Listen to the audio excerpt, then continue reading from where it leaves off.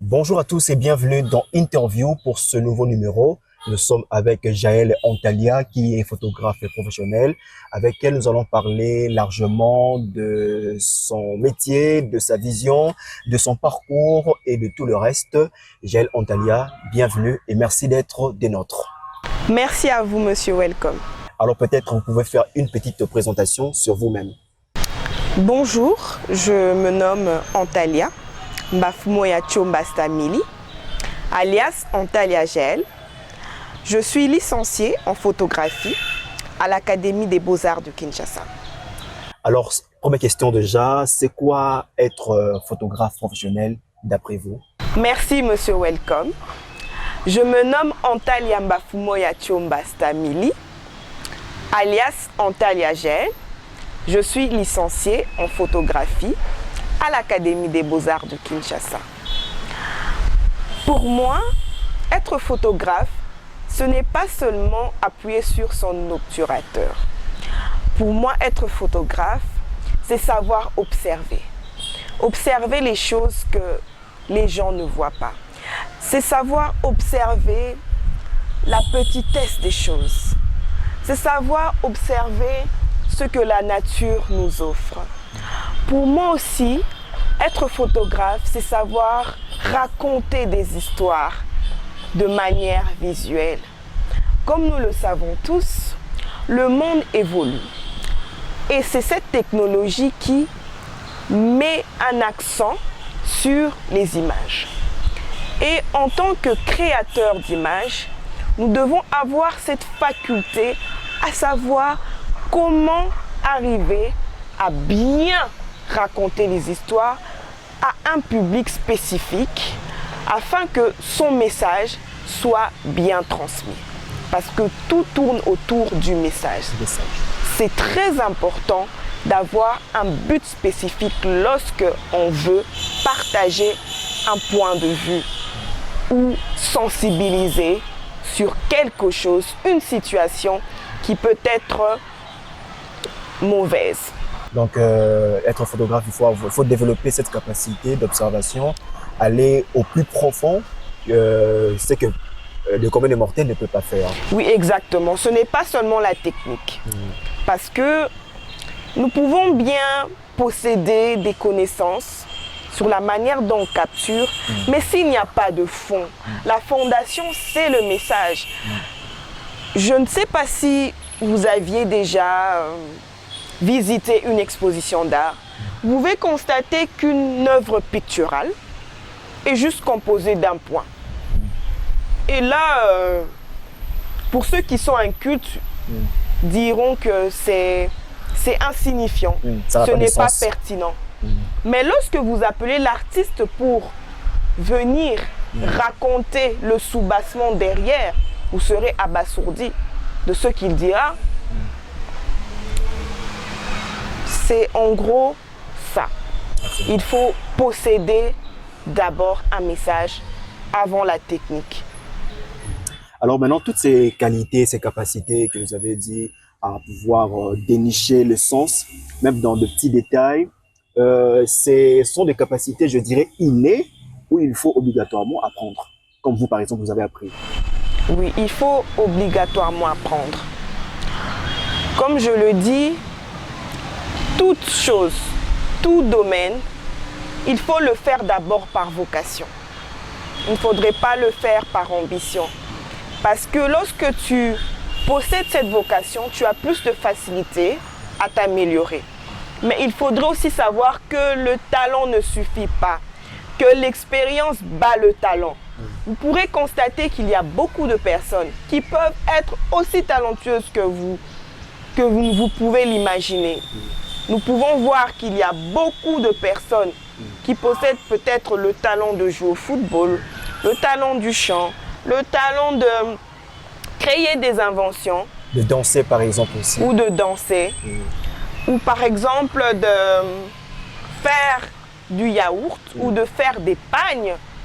Mais si la personne n'a pas l'esprit de curiosité, elle ne pourra pas aller loin. Il n'y a pas seulement la curiosité, mais aussi la persévérance.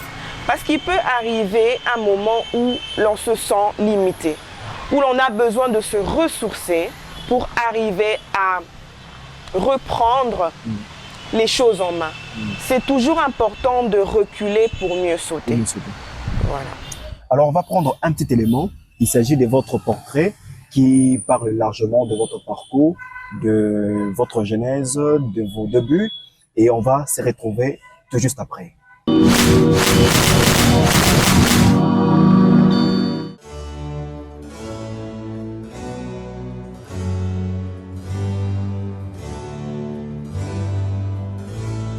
De l'ombre à la lumière, les photos d'Antalya Jaël sont empreintes d'une tonalité unique et heureuse. En à peine quelques années, ses œuvres sont de plus en plus exposées dans les galeries de renom de la RDC, commençant par Kinshasa, avec une ouverture sur le monde. Originaire de la ville de Kindu, chef-lieu de la province du Maniema, située au centre-est du pays, Antalya Jaël, très douée par la photographie, se lance toute jeune dans une carrière reconnue comme noble par plusieurs. Perfectionnisme oblige, elle entre sur le tard à l'Académie des Beaux-Arts de Kinshasa, dont elle sort avec le titre de licenciée au département de la photographie en 2025.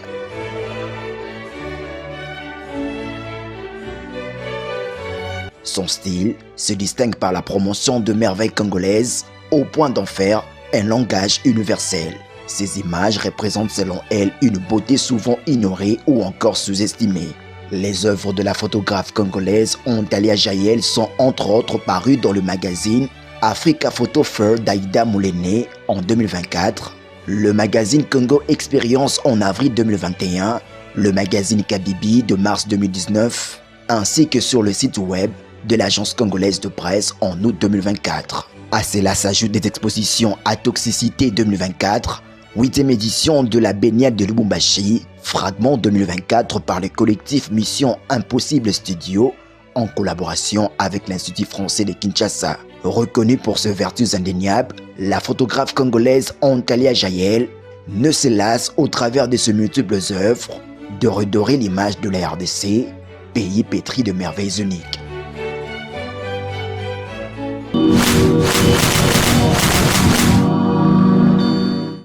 Alors, nous sommes de retour sur ce plateau. Nous sommes toujours avec la photographe professionnelle, Jaël Antalya, avec qui nous poursuivons cette discussion.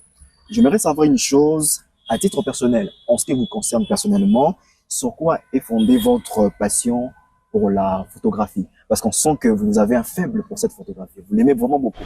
Oui, je l'aime beaucoup. Et je vais vous raconter une histoire. Tout a commencé lorsque je me suis rendue dans ma province natale, si je peux le dire. Laquelle? C'est le Maniema, précisément dans son chef-lieu qui est Kindu. Je me suis mise à photographier les instants, à photographier tout ce que je pouvais considérer comme joli. Tout ce qui pouvait vous attirer. Voilà. Mais c'est après que j'ai montré ces images, après avoir visualisé, que ma mère me dira « Antalya, tu produis de très belles images. » Pour moi, une image n'était qu'une image. Pour moi, je considérais l'image comme banale, que c'était quelque chose que tout le monde était capable de faire. Mais c'est bien après avoir cogité que je me suis dit, il y a quelque chose de formidable à travers ce médium. Et je peux facilement l'utiliser pour défendre des causes qui peut être considérées comme nobles. Et cela, plus précisément, par rapport à redorer cette image de la République démocratique du Congo qui a été tant salie, tant par les Congolais, mais aussi par le monde. Okay. Et là, concrètement, quand vous êtes allé vers votre province natale, c'était dans les années 2000 toujours. Vous aviez à peu près quel âge à ce moment-là? Toute jeune? À cet âge, oui, j'étais quand même jeune, adolescente. J'avais besoin de renouer avec mes racines et je scandais